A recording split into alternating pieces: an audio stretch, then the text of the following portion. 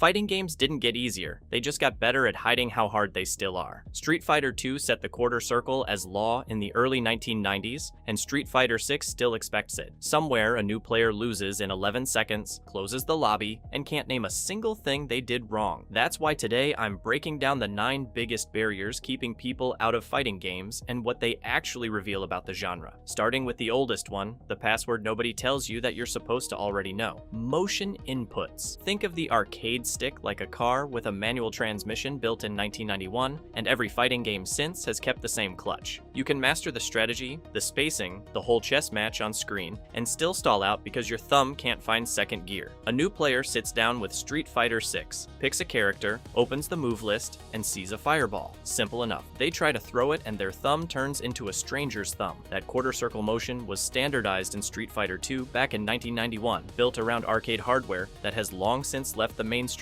surviving today largely unchanged. Half circles, charge motions, dragon punch inputs, all of it is a physical password written for arcade cabinets decades ago. The timing underneath makes it worse. Many of these games run at 60 frames per second, and some combos demand a 1-frame length, a connection window lasting exactly 1/60th of a second. The average human blink takes 10 times longer than that. Top professional players, the ones getting paid to play this game, drop these links on stream regularly, stack dozens of possible inputs per character onto a demand that narrow, and players start ranking games by execution difficulty alone, a separate axis from strategy or depth. Communities publish execution charts before release, a genre printing a warning label on its own box. Some defenders call that difficulty the hype, the artistry itself. Try telling that to someone who just lost a round without ever choosing a single thing. Say that same player grinds for weeks and the wrist finally listens, every motion landing clean. They queue up, win the input fight completely, and lose in 11 seconds flat. Something else is demanding a speed no thumb was ever the problem for.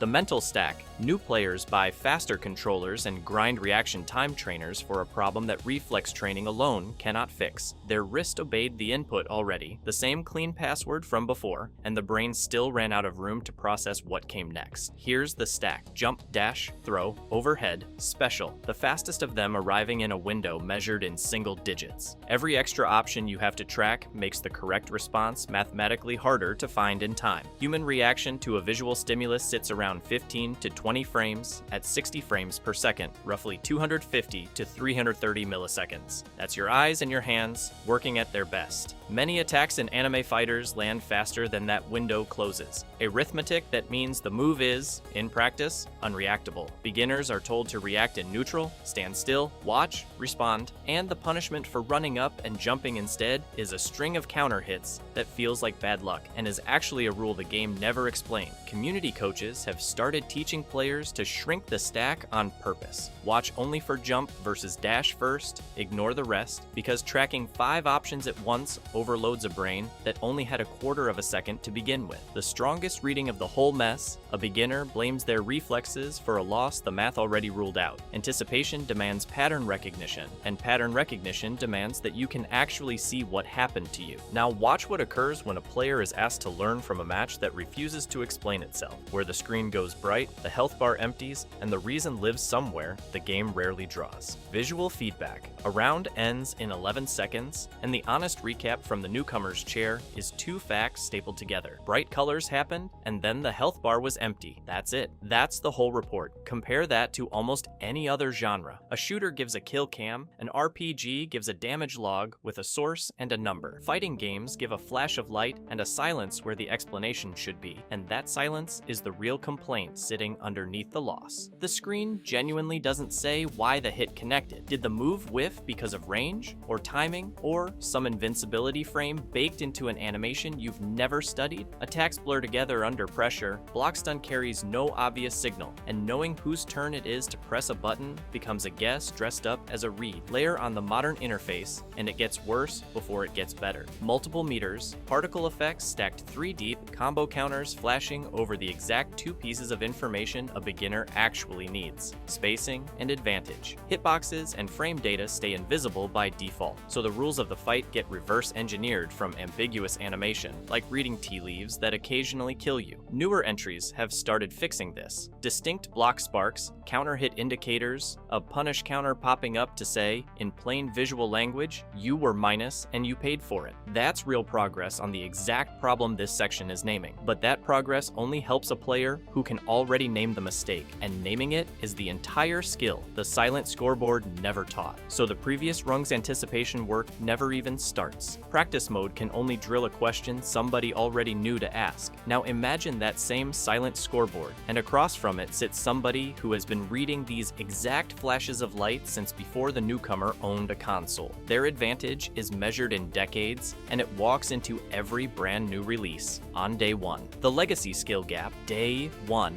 of a brand new fighting game is the most dishonest promise in the industry. The box says everyone starts at 0. The lobby tells a different story within the first 11 seconds, because the stranger who just comboed you into the dirt has been building the same fundamentals since the Bush administration. That gap exists because of a math problem the genre has grown since Street Fighter II drew the blueprint in 1991, but it has never broken out of its niche the way shooters or battle royales have, and that niche scale is a big part of the problem. A niche audience accumulates instead of turning over. New players trickle in every few years. The veterans rarely leave. So instead of a fresh wave washing out the old one, you get sediment, layer after layers of the same skulls, stacking on top of each other for over 3 decades. Think about what that actually means for the person sitting across from you in the lobby. The same players who learned spacing on an arcade cabinet in a shopping mall have carried that exact spacing through Tekken 3, through Guilty Gear XX, through 6 different Street Fighter numbering schemes, and very little of it resets when a fresh logo splashes across the title screen. Muscle memory does not care what year it is. A frame trap drilled into someone's hands in 1998 still works in a lobby in 2026 against someone who was not alive in 1998. Zoom out and it gets even more lopsided. Almost none of that accumulated knowledge is visible to a new player before the match starts. There is no warning label on the character select screen that says the person you queued into has 10,000 hours logged across 4 console generations. The game presents both sides as equals loading into the same arena, and then the round starts, and one of them has been training for this exact moment since before some players learned to drive. Ground it at a kitchen table, because that is where the damage is easiest to see. 2 friends load up the same session on the same couch, and one of them wins almost every single match, every single time, while the other side quietly stops asking why. Often, nobody explains the gap out loud. It just sits there match after match until one controller gets set down for good. In-game frame data. A fighting game is built on physics, frame advantage, startup speed, punish windows, the exact numbers that decide who wins an exchange before either player throws a hit. For most of the genre's history, those numbers lived everywhere except inside the game that generated them. The rulebook existed, it just got published somewhere else, usually a community spreadsheet with 40 tabs and a shared login that 3 people still had access to. Developers tested these values internally. Every patch, every balance pass, every character adjustment ran on precise frame math the design team already had sitting in a document. The retail product shipped without a single one of those numbers on screen. Players wanting to know if a move was safe on block had to go find out for themselves. For years, flagship fighting games launched with 0 frame data visible anywhere in the menus. The knowledge lived in fan-built wikis, assembled by players who sat in training mode for hundreds of hours, counting individual frames off recorded footage. Entire websites existed to document one character's punish windows. Discord servers ran multi-page arguments over whether a move was -2 or -3 on block, arguing about a fact the game itself refused to state. 30 years of community effort, and none of it was optional reading. It was the actual manual, crowdsourced because the publisher never wrote one. That split competitive literacy into 2 groups instantly. One player already found the spreadsheet years ago and knows exactly why he's +4 after that string. The other loses a round in 11 seconds and can't name a single thing he did wrong because the game never offered him the vocabulary to look. Since the mid-2010s, the genre has genuinely started fixing this, building in explicit frame data, overlays, and hitbox visualization straight into training mode, sold openly as accessibility. That's real, and it's earned credit. No publicly available design notes have shown that secrecy was ever the stated intent, but the old argument that figuring it out yourself was part of the charm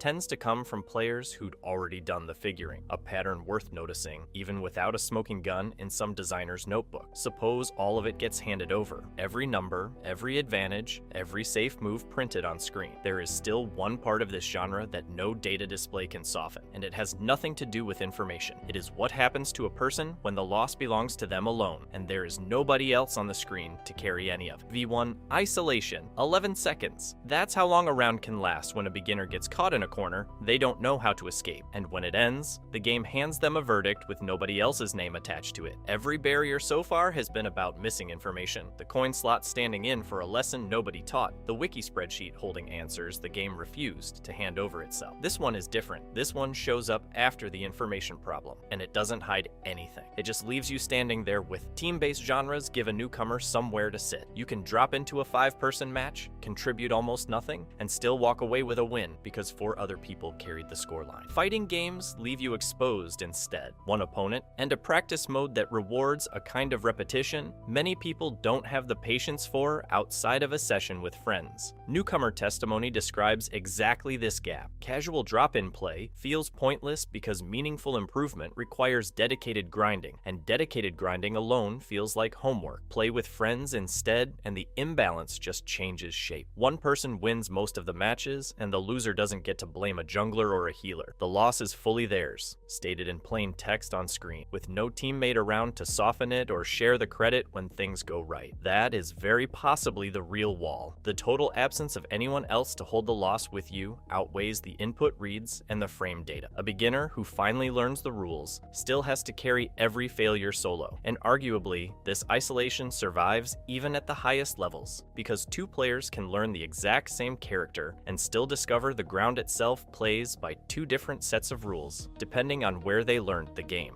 2D versus 3D. 6 months of grinding fundamentals, and the guy who beat you in 11 seconds can still beat you in 11 seconds, because he plays a different game wearing your game's box art. That is the part nobody warns you about. Street Fighter and Guilty Gear live on a flat lane, 2 characters walking a tightrope, spacing measured in how far a jump carries you before you land. Tekken and Soul Calibur hand you a rotating disc instead, with sidestepping, axis misalignment, and a ring you can knock someone clean out of. A crouching jab that anchors defense in one system can be a completely different tool, or a liability in the other, because the systems measure space different. Players who talk about switching between 2D and 3D often describe it as learning a second language of spacing. Jump arcs stop mattering once your opponent can just step sideways out of your jump. Linear pressure that worked for months suddenly whiffs against tracking moves built to punish exactly that habit. Even the map changes meaning. Corner versus center defines 2D, wall versus open stage defines 3D, and the same launcher that's devastating against a wall is a liability in open space. Here's the disorienting part. There's no solid data proving skills refuse to transfer between the 2 branches. Only a mountain of players insisting it feels that way, and that pattern is loud enough to take seriously. The isolation from grinding solo doesn't vanish once you finally get it. It can relocate for players who treated fundamentals as universal currency across both branches. Whether the ground is a flat lane or a rotating axis, both split the match into the same 2 halves, and beginners obsess over the loud half, while the quiet half decides almost everything. There is an invisible contest happening in the empty space before any hit lands, and the game itself rarely explains that it exists. Neutral and foot size. The best combo you will ever see in a tournament happens after a fight that already got decided in complete silence. Fighting games run on a damage race, and that race has 2 variables: how often you get to hit somebody, and how much you take out of them once you do. Players chase the second number obsessively. They drill inputs until a single opening turns into 40% of a life bar, and they treat that number as the whole score. The first number, frequency, the right to attack, gets built in a phase many beginners never learn the name of. That phase is neutral. In 2-dimensional games, a crucial part of neutral is called footsies. 2 characters walking, poking, and baiting each other for the space to throw the first real hit. Whiff punishing, micro-walking a step forward and immediately back to bait a swing. Reading a habit 3 rounds deep and punishing it on the 4th. Veterans call this the true core of skill in the genre. Many veterans argue it decides more rounds than any combo ever will. Nobody draws this part on screen. The combo counter that lit up in bright numbers earlier was built to be shown off. Footsies plays out in silence. Off any scoreboard the game bothers to keep. So a beginner locks onto the half of the fight that got animated for them and studies it like it is the whole test. Because it is the most visible part the game agreed to grade in public. The gap gets closed by strangers. Frame-by-frame breakdowns, dojo channels, hour-long footage reviews of a single walk forward, all built by players who filled in what the tutorial barely covered. Somewhere in a lobby right now, a player is losing rounds to spacing they cannot see and blaming a combo they never got to throw. So the genre finally noticed. It tore down the coin slot, simplified the inputs, printed the frame data, and built the matchmaking, an all-out assault on every wall we just described. And beginners still leave in droves. The last question is the only one that matters. After removing the expensive walls, what is the one they left standing? Modern controls. Right now, in 2024, a $10 pad can throw a combo that used to take a $300 arcade stick and 8 months of blistered thumbs to land. The coin slot has disappeared. The stick tax has disappeared. Complex specials that once demanded a perfect quarter circle now fire off a single button, and matchmaking quietly slots you against people who lose about as often as you do. One analysis calls the physical, financial, and psychological barriers to entry an all-time low. The quit rate doesn't appear to have followed that curve down. A recurring observation in the FGC is that the fight for a new player used to be getting them into the game, and now it's keeping them there past week 1. That's the tell. Every wall this video has walked through, the arcade toll, the stick, the one-frame link, the wiki page nobody hands you at the loading screen, was built out of hardware, cost, or inputs. Modern controls dismantled the execution and input barriers. The arcade toll and the stick tax fell on their own timeline, priced out by home consoles years earlier, and the wiki page wall largely stayed put, dented by better tutorials and community sites, but nowhere near demolished. That silence is exactly where the beginner from the lobby is still sitting, having just lost in 11 seconds with a controller that finally performs like the pros, and zero idea what beat him. Decades of arcade owners and stick manufacturers built the walls everyone could see, price, and eventually remove with a patch note. The teaching itself is the wall almost nobody built well, because the community that already knew the answers rarely had to slow down and explain them. Modern controls got a generation of players through the door faster than the genre has seen in years. What's waiting on the other side is a controller, a stranger, and a silence exactly where the teaching should have been. If you enjoyed this video and want to see more, click the video on the screen now.